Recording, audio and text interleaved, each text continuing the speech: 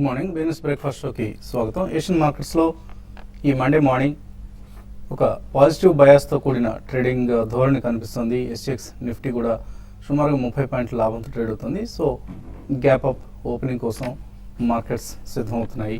December చివరి వారంలో ప్రవేశించాం మనం. ఈ వారంలో 4 ట్రేడింగ్ సెషన్సే ఉన్నాయి. సో గురువారం రోజు క్రిస్మస్ పర్వదినం కాబట్టి మార్కెట్స్కు సెలవు. సో బుధవారంతోనే డిసెంబర్ సిరీస్ ఎక్స్పైర్ కాబోతుంది. సో ఇంకా 3 సెషన్స్ మాత్రమే మిగిలి ఉన్నాయి డిసెంబర్ F&O సిరీస్కి సంబంధించి. కాబట్టి కొంత వాలటైలిటీ ఒడిదుడుకులు తప్పవు స్టాక్ మార్కెట్ ట్రేడింగ్ ధోరణిలో. సో కీలకమైన ఎక్స్పైరీ వీక్ అనుకోవచ్చు ఇది. ఎందుకంటే మనం డిసెంబర్ ఆఖరి వారాల్లో మార్కెట్స్లో కొంత కరెక్షన్ చోటు చేసుకోవడం చూసాం. సో ఎప్పటి నుంచో ఎదురు చూస్తున్న కరెక్షన్ డిసెంబర్ నెలలో వచ్చింది. కరెక్షన్ కూడా మళ్ళీ కొంత పుల్ బ్యాక్ కరెక్షన్ తర్వాత పుల్ బ్యాక్ ర్యాలీ రావడం చూసాం. సో గురు శుక్రవారాల్లో వచ్చిన పుల్ బ్యాక్ ర్యాలీ ఆసరాతో మన మార్కెట్స్ ఆల్మోస్ట్ ఫ్లాట్గా క్లోజ్ అయ్యాయి. లాస్ట్ వీక్ సెన్సెక్స్ కేవలం 21 పాయింట్ల లాభంతో క్లోజ్ అయింది. సో క్రూడ్ ప్రైసెస్ విపరీతంగా పడిపోవడం ఫలితంగా రష్యా లాంటి దేశాల ఆర్థిక వ్యవస్థ సంక్షోభంలోకి వెళ్ళిపోవడం, ఇవన్నీ మార్కెట్స్ కరెక్షన్కు ప్రధాన కారణంగా చెప్పుకోవచ్చు. డొమెస్టిక్ క్యూస్ కంటే కూడా గ్లోబల్ క్యూస్ ఆధారంగానే మార్కెట్స్ కరెక్ట్ అయ్యాయి. అండ్ ఆఫ్ కోర్స్ ఇక్కడ క్రూడ్ ప్రైస్ కొంత స్టేబుల్ అయింది. క్రూడ్ ప్రైస్ తిరిగి కొంత పుల్ బ్యాక్ కనిపిస్తుంది. $62.25 దగ్గర ట్రేడ్ అవుతుంది ప్రస్తుతం బ్రెంట్ క్రూడ్ ధర. సో ఇది కొంత మార్కెట్స్ను తిరిగి స్టెబిలిటీ వైపుగా నెడుతుందని చెప్పుకోవచ్చు. లాస్ట్ వీక్ గ్లోబల్ మార్కెట్స్ అన్నింటిలో రికవరీ చూసాం, including Indian markets. So crude prices పతనం అనేది వరల్డ్ ఎకానమీ గ్రోత్ని, వరల్డ్ ఎకానమీ అభివృద్ధిని ఆటంకపరుస్తుంది అన్న ఒక కన్సర్న్స్ మార్కెట్స్లో కనిపించాయి. సో దీని ఫలితంగా ఎఫ్ఐఎస్ అండ్ ఎఫ్డిఐ ఫ్లోస్ బలహీనపడతాయన్న అంశాన్ని మార్కెట్స్ అంతకుముందు కొద్ది రోజులు కేవలం క్రూడ్ ప్రైస్ పడుతోంది అన్న సమరంలో ఉన్నాయి, కానీ ఈ అంశాన్ని విస్మరించాయి. సో ఇది తర్వాత కాలంలో గ్రహించడం వల్లనే మార్కెట్స్లో మనం కరెక్షన్ చోటు చేసుకోవడం చూసాం. సో కరెక్షన్ పూర్తయిందా లేదా అన్నది మనకు ఇంకా ఇతమితంగా తెలియదు. ఎందుకంటే ఎఫ్ఐఎస్ తమ సెల్లింగ్ కొనసాగిస్తున్నారు. లాస్ట్ 1 మంత్లో మనం చూస్తే ఆల్మోస్ట్ లాస్ట్ వీక్ ఒక 5 ట్రేడింగ్ సెషన్స్లోనే ఎఫ్ఐఎస్ $0.8 బిలియన్ అంటే $800 మిలియన్ వర్త్ స్టాక్స్ను క్యాష్ మార్కెట్స్లో అమ్మడం చూసాం. అలాగే కొంత పుట్ ఆప్షన్స్ను కొనడం చూసాం. 8,000 పుట్స్లో ఎఫ్ఐఎస్ ఓపెన్ ఇంట్రెస్ట్ బాగా పెరగడం చూసాం. సో ఇది కొంత ఆందోళన కలిగించే అంశం. ఎఫ్ఐఎస్ సెల్లింగ్ బ్రేక్ పడాలి. ఎఫ్ఐఎస్ సెల్లింగ్ కొనసాగినంత కాలం మార్కెట్స్ అంత రోబస్ట్గా పైకి వెళ్ళలేవు.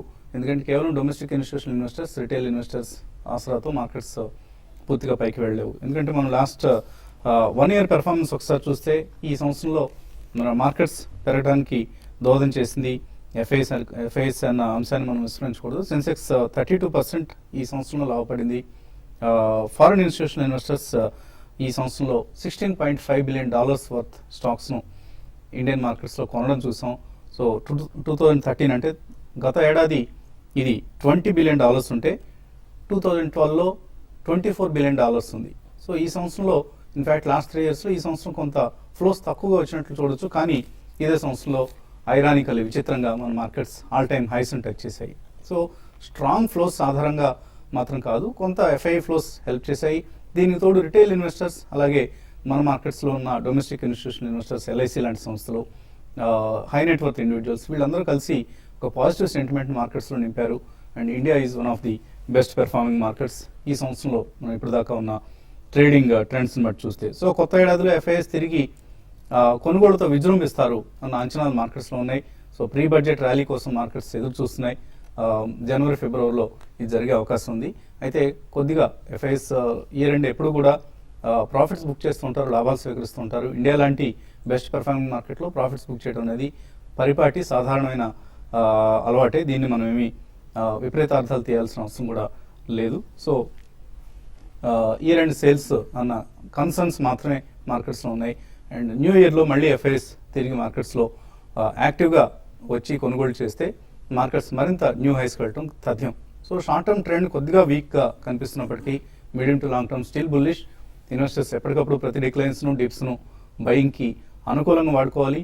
అండ్ సెలాన్ ర్యాలీస్ అనేది ఓన్లీ ట్రేడర్స్కి మాత్రమే. ఇన్వెస్టర్స్ ఎవరు కూడా హడావుడిగా ర్యాలీస్లో అమ్ముకొని బయటపడిపోయి తర్వాత మళ్ళీ కొనలేని తికమక పరిస్థితికి లోన్ కావద్దు. ప్రతి డిక్లైన్స్లో కొనండి, లాంగ్ టర్మ్ కోసం షేర్లను అట్టే పెట్టుకోండి, క్వాలిటీ స్టాక్స్ మాత్రమే కొనండి.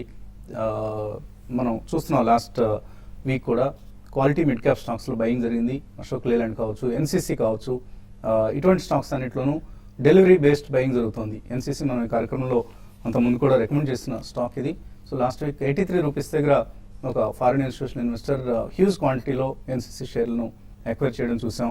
సో డిక్లైన్స్లో ప్రతి డిక్లైన్స్లో ఎన్సీసీ లాంటి క్వాలిటీ స్టాక్స్ను తీసుకోవడం మంచిది. వర్స్ట్ అయిపోయింది ఎన్సీసీ యాజ్ సచ్. ఇప్పుడు ఉన్న పరిస్థితిలో ఫండమెంటలీ గొప్ప కంపెనీ అని అంటలేదు, కానీ వర్స్ట్ అయిపోయింది కంపెనీకి. ఇక్కడ నుంచి ఆర్డర్ ఫ్లో పెరిగింది, డెట్ కొంత తగ్గించుకోగలిగారు. రాబోయే రోజుల్లో ఈక్విటీ మార్కెట్స్లో పెర్ఫార్మెన్స్ బాగుంటే మరికొంత క్యాపిటల్ రైజ్ చేసి వాళ్ళ డెట్ని తగ్గించుకునే ప్రయత్నం కూడా ఇటువంటి కంపెనీస్ చేస్తాయి. ఇక మార్కెట్స్ పరిస్థితి గురించి మాట్లాడేందుకు మనతో అనలిస్ట్ సిద్ధంగా ఉన్నారు. సో నిఫ్టీకి సంబంధించి మనం లాస్ట్ వీక్ ఫ్లాట్గా క్లోజ్ కావడం చూసాం అండ్ ఎక్స్పైరీ ఉంది బుధవారం. సో ఈ 3 days నిఫ్టీ ఎలా మూవ్ అవుతుంది అనుకుంటున్నారు? ఈ నెక్స్ట్ 3 days మార్కెట్ చూస్తే కనుక సైడ్ వేస్ కన్సాలిడేషన్ లోనే వెళ్ళే అవకాశం ఉంది. ఎందుకంటే మనం ఒకసారి లాస్ట్ 3 రోజులు రికవరీ చూస్తే కనుక 100 పాయింట్లు తర్వాత ఒక 20-30 పాయింట్స్ ఒక 3 రోజులు గ్యాప్ అప్ తోటి ఓపెన్ అయింది. లోయర్ రేట్ నుంచి ఒక సస్టైన్డ్ బయింగ్ తోటి ఒక రికవరీ అనేది సిస్టమేటిక్ గా రాలేదు. అంటే ఒక కన్సాలిడేషన్ అనేది డ్యూ ఉంది. ఆ కన్సాలిడేషన్ అనేది కరెంట్ లెవెల్ 8,250, 8,300 దగ్గర స్ట్రాంగ్ రెసిస్టెన్స్ కనిపిస్తుంది. అలాగే బ్యాంక్ నిఫ్టీ చూస్తే కనుక 18,550, 18,600 మధ్యన స్ట్రాంగ్ రెసిస్టెన్స్ కనిపిస్తుంది. ఈ 2 లెవెల్స్ అబ్జర్వ్ చేస్తే కనుక లాస్ట్ 10 days గా ముఖ్యంగా లాస్ట్ వీక్ లో ఒక అంతర్గతం వచ్చిన ఒక మైనర్ టాప్ అనమాట. అక్కడ కొంచెం సెల్లింగ్ ప్రెషర్ వచ్చే అవకాశం కనిపిస్తుంది. అలాగే శుక్రవారం నాడు మార్కెట్ రికవరీ అయినప్పటికీ 2 ఇండిసెస్ బ్యాంక్ నిఫ్టీ కానీ లేదంటే కనుక క్యాష్ నిఫ్టీ కానీ హయ్యర్ లెవెల్ నుంచి సెల్లింగ్ వచ్చి కొంచెం మిడిల్ ఆఫ్ ది రేంజ్ లో కొంచెం ఇండెసిసివ్ గా క్లోజ్ అయింది. అంటే హయ్యర్ లెవెల్ లో కొంచెం ట్రేడర్స్ కాషియస్ గా ఉన్నట్టు కనిపిస్తుంది. బహుశా ఇవాళ ఓపెనింగ్ 8250 ఒక 10 పాయింట్స్ 20 పాయింట్స్ వరకు పెరిగి ఓపెనింగ్ సెషన్ లో ఆ తర్వాత 8250 దగ్గర కొంచెం ఆగే అవకాశం కనిపిస్తుంది.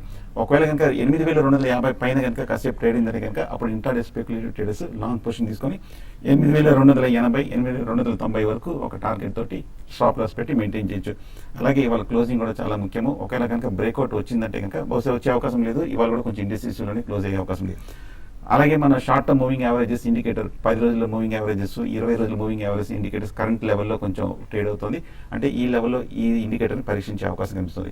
లాస్ట్ 2-3 రోజులు పూర్తిగా ఒక ఓవర్సోల్డ్ టెక్నికల్గా ఉండడంతో కొంచెం రికవరీ రావడం చూస్తుంది.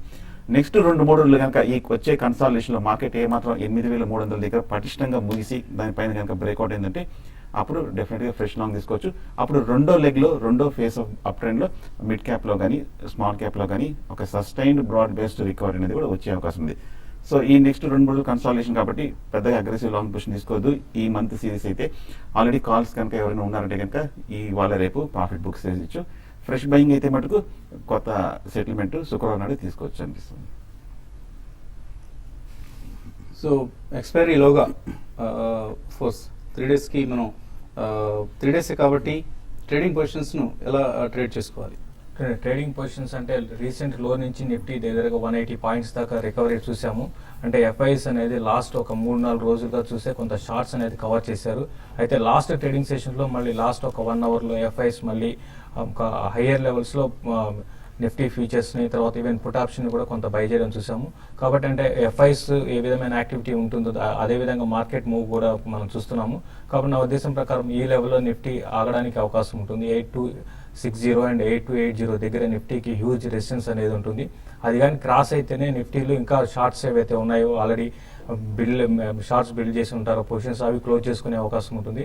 కాబట్టి అది క్రాస్ కానంత కాలం నిఫ్టీ కొంత వీక్గానే ఉండి డౌన్ సైడ్ బయస్తో ఉండొచ్చు. అయితే ఈ రోజు కొంచెం గ్లోబల్ క్యూస్ చాలా స్ట్రాంగ్ ఉన్నాయి. దాదాపు అన్ని మార్కెట్స్ కూడా చాలా స్ట్రాంగ్గా ఓపెన్ అయ్యి ట్రేడ్ అవుతున్నాయి. కాబట్టి ఈరోజు ఫ్లాట్గా ఉంటుంది. అయితే కొన్ని కౌంటర్స్లో ఏవైతే ఎఫ్ఐస్ షార్ట్స్ బిల్డ్ చేసి ఉన్నారో అటువంటి కౌంటర్స్లో కొంత హయ్యర్ లెవెల్లో మళ్ళీ షార్ట్స్ అనేది అటెంప్ట్ చేయొచ్చు. దాంతోపాటు కొన్ని కౌంటర్స్ కొంత ఇన్ని రోజులు కొంత పెరుగుతూ వచ్చిన కౌంటర్స్లో కొంత బ్యాంకింగ్ స్టాక్స్లో కొంత ప్రాఫిట్ బుకింగ్ రావడానికి అవకాశం ఉంటుంది. కాబట్టి బ్యాంక్ నిఫ్టీ అనేది ఈరోజు హయ్యర్ లెవెల్లో సస్టైన్ కాకపోవచ్చు. 18,600 ఆ లెవెల్కి వచ్చినప్పుడు బ్యాంక్ నిఫ్టీని సెల్ చేయమంటాను. 18,800 దగ్గర స్టాప్ లాస్ పెట్టుకోవచ్చు. 18,400 అండ్ 18,200 నెక్స్ట్ 2-3 రోజుల్లో రావడానికి అవకాశం ఉంటుంది. కాబట్టి పొజిషన్ ట్రేడర్స్ బ్యాంక్ నిఫ్టీని సెల్ చేయొచ్చు. అదేవిధంగా కొన్ని బ్యాంకింగ్ స్టాక్స్ కూడా కొంత ఓవర్ బాట్ జోన్లో ఉన్నాయి. లైక్ యాక్సిస్ బ్యాంక్ అది కూడా కొంత ఈరోజు హయ్యర్లో నుంచి సెల్లింగ్ చేసుకోవచ్చు. అయితే కమాడిటీ స్టాక్స్ కొంత రీబౌండ్ కావచ్చు. అయితే కమాడిటీస్లో డిఫరెంట్ కొన్ని స్టాక్స్ అయితే ఈ సిరీస్లో బాగా వీక్గా ఉన్నాయి. సీసా స్టెరిలైట్ అండ్ స్టాక్స్ని 210 దాని బిలో ఉంటే కూడా హైయర్ లెవెల్లో 212 దగ్గర స్టాప్ లాస్ పెట్టుకొని సెల్ చేసుకోమంటాను. అయితే ఫార్మా స్టాక్స్లో కొంత ఈ రోజు కొంత రికవరీ రావచ్చు. సిప్లా 618 పైన కానీ సస్టైన్ కాగలిగితే 615 దగ్గర స్టాప్ లాస్ పెట్టుకుని దాంట్లో కూడా లాంగ్ పొజిషన్ తీసుకోమని చెప్తాను. బట్ ఓవరాల్ ట్రెండ్ పరంగా చెప్పాలంటే ఫ్లాట్గా ఉంటుంది.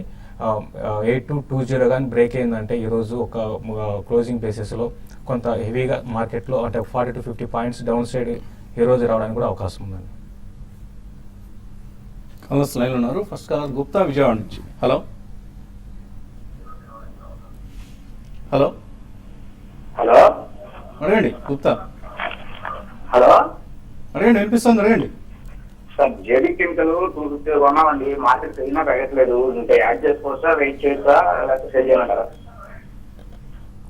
జేబీ కెమికల్స్ ఏం చేయాలి? కరెక్ట్గా 250 నుంచి హై నుంచి తగ్గుతూ ఇప్పుడు కరెక్ట్గా 200 రూపాయల దగ్గర ట్రేడ్ అవుతుంది. ఈ గత నెల రోజులుగా చూస్తే కనుక 200 రూపాయల దగ్గర డబల్ బాటమ్ ప్యాటర్న్ ఫామ్ అయ్యి కొంచెం సపోర్ట్ తీసుకుంది. ఒక మేజర్ మీడియం టర్మ్ సపోర్ట్ కూడా ఏర్పడింది. ఈ లెవెల్లోనే కొంచెం కన్సాలిడేషన్ అయ్యే అవకాశం ఉంది. కరెక్ట్గా సపోర్ట్ దగ్గర ఉంది కాబట్టి కొంచెం మీరు మార్కెట్ 1 or 2 days ఈ లెవెల్ నిలబడితే కనుక మీరు ఫస్ట్ బయింగ్ పాయింట్కి యావరేజింగ్ చేసుకోవచ్చు. కానీ 195 కింద బ్రేక్ అయ్యి ఇలాంటి 200 కింద 1 or 2 days క్లోజ్ అవుతే మటుకు షార్ట్ టర్మ్ వీక్నెస్ వచ్చే అవకాశం ఉంది. జస్ట్ 15 daysలో జేబీ కెమికల్స్ ట్రెండ్ రివర్స్ అయిపోయింది. సో అంతకుముందు 50 day మూవింగ్ యావరేజ్ పైన క్లోజ్ అయిన స్టాక్ కాస్త December 5th తర్వాత లాస్ట్ వీక్లోనే 50 day మూవింగ్ యావరేజ్ కింద, అలాగే 20 day మూవింగ్ యావరేజ్ కూడా కింద క్లోజ్ కావడం చూసాం. వీక్గా ఉంది స్టాక్, కేర్ఫుల్గా ఉండండి. యావరేజ్ చేసే ప్రయత్నం అప్లై చేయకండి. గంగాధర్ కాకినాడ నుంచి. హలో గంగాధర్ అడగండి. హలో అడగండి. నమస్తే సార్. నమస్తే అండి, అడగండి. హలో సార్,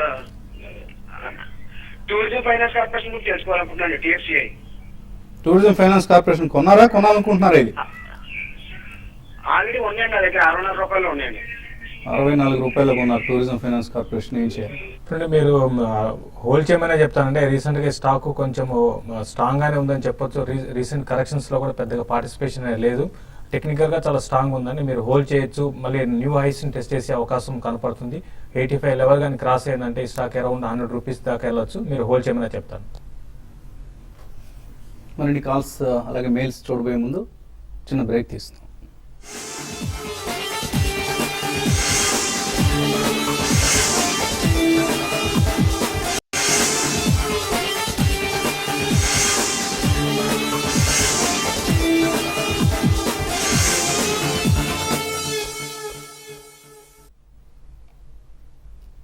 బిజినెస్ బ్రేక్ఫాస్ట్ తిరిగి స్వాగతం. తర్వాత కాలర్ లైన్ ఉన్నారు. రామచంద్రరావు హైదరాబాద్ నుంచి. Hello sir. అడగండి రామచంద్ర గారు. సార్ IDFC గురించి కావాలండి, దాని డీటెయిల్స్ కొంచెం. ఐడిఎఫ్సి 159లో కొన్నామండి, దాని గురించి తెలుసు. ఐడిఎఫ్సి 159లో కొన్నారు, హోల్డ్ చేయొచ్చా?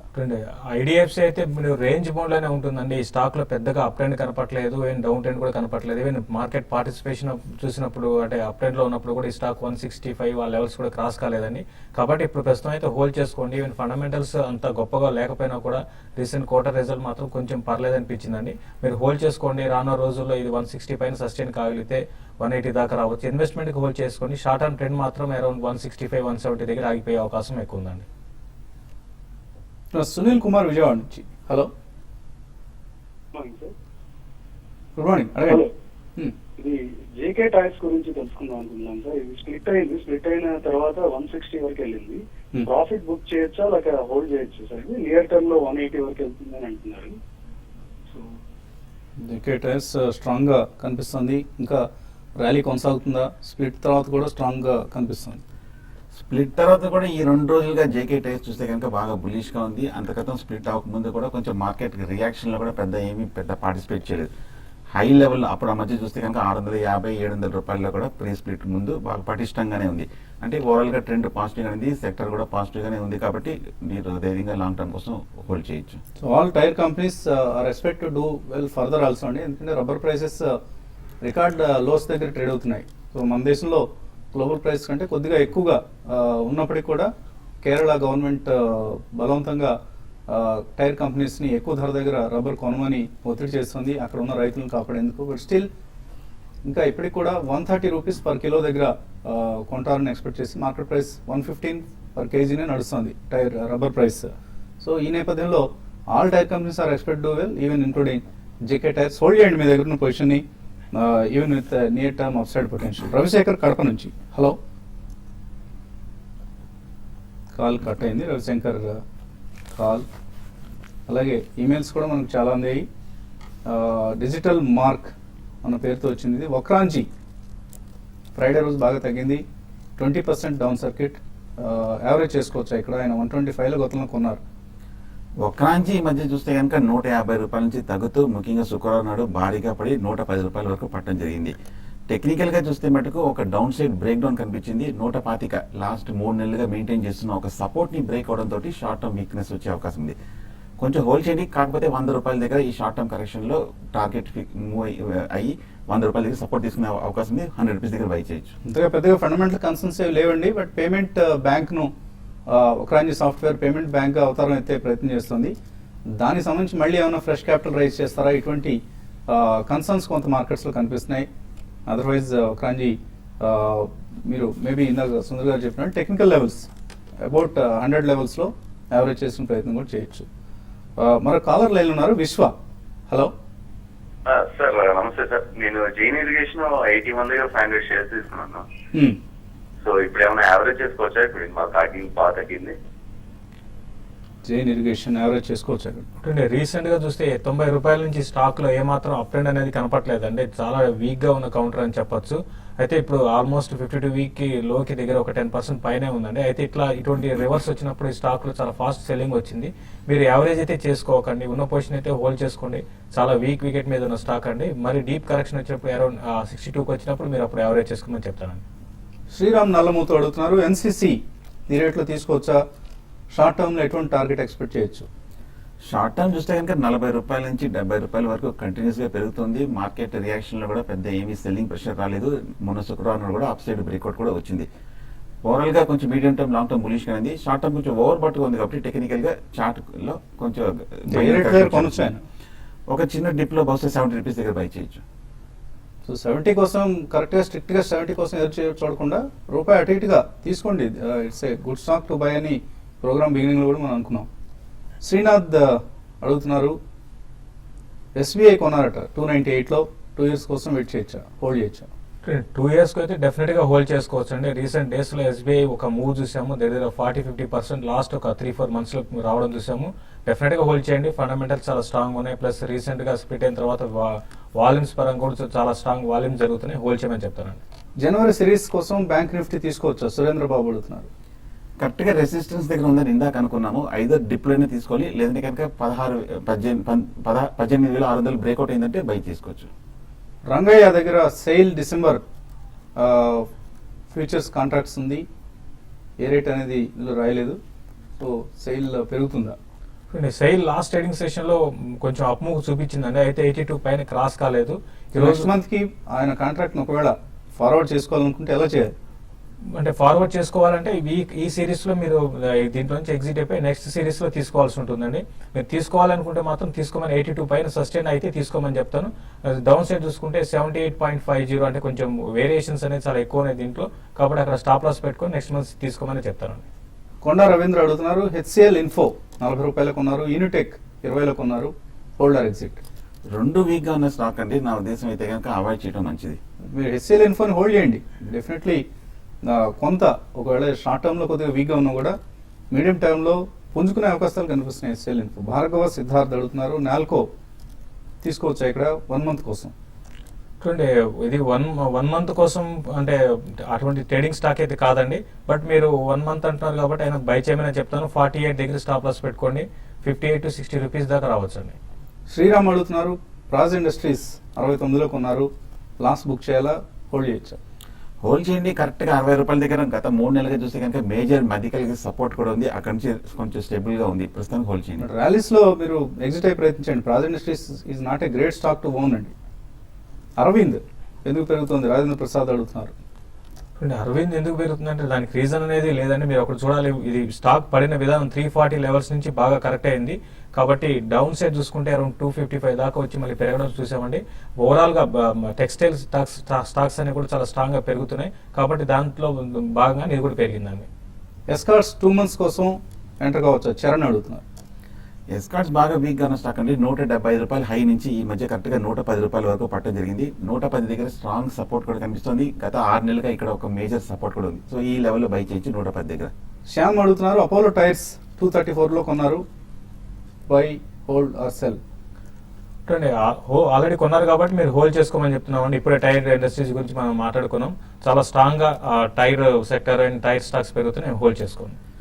భీమవరం నుంచి శ్రీనివాస్ అడుగుతున్నారు, పేజ్ ఇండస్ట్రీస్ కొన్నారు 7250లో, ప్రాఫిట్ బుక్ చేసుకోవచ్చు ఇక్కడ? బాగా బులిష్ గా ఉంది. ఈ 2-3 రోజుల కరెక్షన్ లో కూడా బాగా అప్వర్డ్ బ్రేక్అవుట్ కూడా కనిపించింది. మీడియం టర్మ్ అయితే కనుక హోల్డ్ చేయండి, షార్ట్ టర్మ్ అయితే ప్రాఫిట్ వచ్చింది. అలాగే నరేంద్ర అడుగుతున్నారు, రోల్ ఓవర్ అంటే ఏంటి, ఫ్యూచర్స్ లో ఎలా చేయాలి? అంటే రోల్ ఓవర్ అంటే ఏం లేదండి. ఇప్పుడు మీరు ఆల్రెడీ ఈ మంత్ ఫీచర్స్ లో మీరు సపోజ్ ఒక టాటా స్టీల్ బై చేస్తున్నారు అనుకోండి, దీన్ని నెక్స్ట్ సిరీస్ క్యారీ చేసుకోవాలంటే ఈ సిరీస్ ని మీరు అమ్మేసేసి నెక్స్ట్ సిరీస్ లో తీసుకోవాలండి.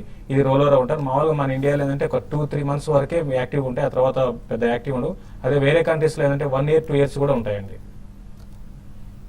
సో ఇటువంటి రకరకాల ఫండమెంటల్ డౌట్స్ చాలా మందిలో వస్తున్నాయి. మార్కెట్స్ బులిష్గా ఉన్న సమయంలో ఇన్వెస్టర్స్ ఎక్కువ మంది కొత్త ఇన్వెస్టర్స్ మార్కెట్స్లోకి వచ్చే ప్రయత్నం చేస్తుంటారు. కాబట్టి వాళ్ళందరికీ ఉన్న సందేహాలను సమాధానాలు ఇచ్చేందుకు క్లాస్ రూమ్ లాంటిది కండక్ట్ చేసే ఉద్దేశం ఉంది. మేబీ నెక్స్ట్ మంత్ ఒకటి ప్లాన్ చేద్దాం, క్లాస్ రూమ్ సెషన్ నిర్వహించేందుకు హైదరాబాద్ TV5 ఆఫీస్లోనే. ఇది ఇవాళ బిజినెస్ బ్రేక్ఫాస్ట్ షో.